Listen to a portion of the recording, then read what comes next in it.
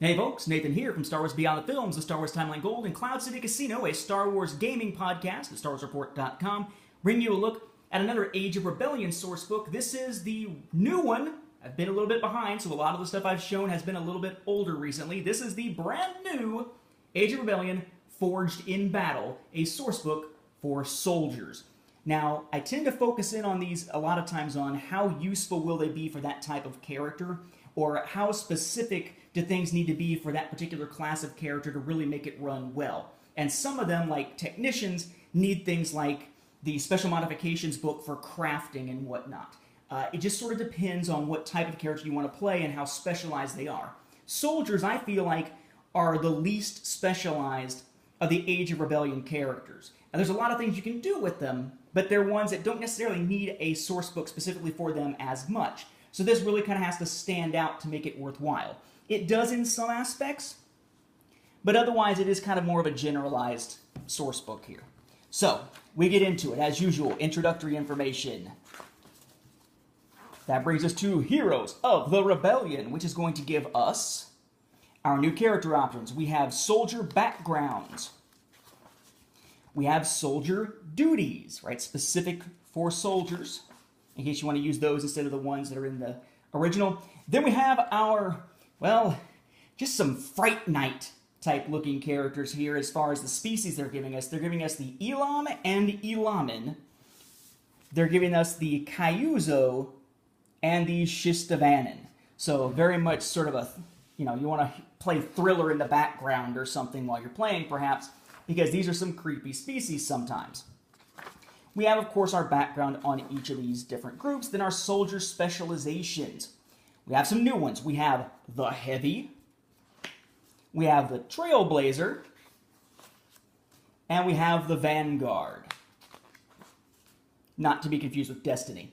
Then we have new talents, new soldier motivations. In this case, they are relationships. So specific relationships to use as motivations. Then we have your soldier signature abilities. We have the bigger they are and unmatched courage. That brings us to weapons of war, which of course is our gear and equipment and whatnot. So we have new weapons. We have armor. Again, much of this very generalized. Gear and equipment, vehicles, and so on. Getting us to Chapter 3, Indomitable Courage, which is integrating soldiers into the broader campaign. Which, again, if you're playing Edge of Rebellion, I feel like this is the easiest one to integrate into your campaign. But whatever, fine. Integrating soldier characters, soldiers in risk, chain of command, motivations, etc., etc. Soldiers in other stories, that's probably going to be the most useful, because soldiers in a soldier-based story seem to be very straightforward, but of course you're going to want to give them something to do in maybe an engineer's story. Then we have strike missions, which aren't so much like modular encounters. They're not as specific as modular encounters tend to be, but it's suggestions of ways to approach types of attacks. So we have acquisition, which is like get in, get something, get out. Then we have asset denial, basically get in and either slow down production on something or blow some shit up. Then you've got coup d'etat, go in, overthrow a government, or work against a government's goals. Then we have some specific suggestions for soldier campaigns, and again, these are much, much more generalized, much less detailed than what we see with suggested modular encounters and campaign suggestions in many of the other contemporary Star Wars source books. So we have trench warfare, which is something designed for Seleucami. It can be theoretically anywhere, but it's basically giving you just, hey, here's what the idea is, here's what the battle conditions are, here's how you could progress an adventure like this. But again, not very specific. So we have trench warfare on Seleucami, we have a city fight on Christophsis, and then we have raiding operations with no specific locations as part of the design.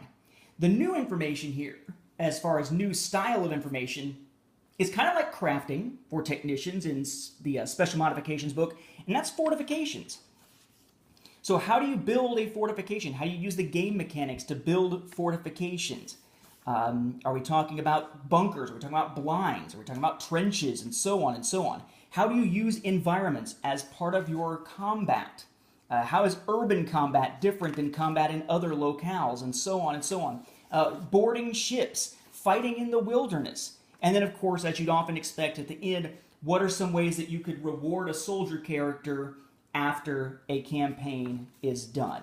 So, again, it's a good one. I mean, I'm not saying this is a bad guide. I just feel as though it's less necessary than many of the other guides that we've gotten for Age of Rebellion, just based on the theme of that game. But the fortification stuff, very, very cool.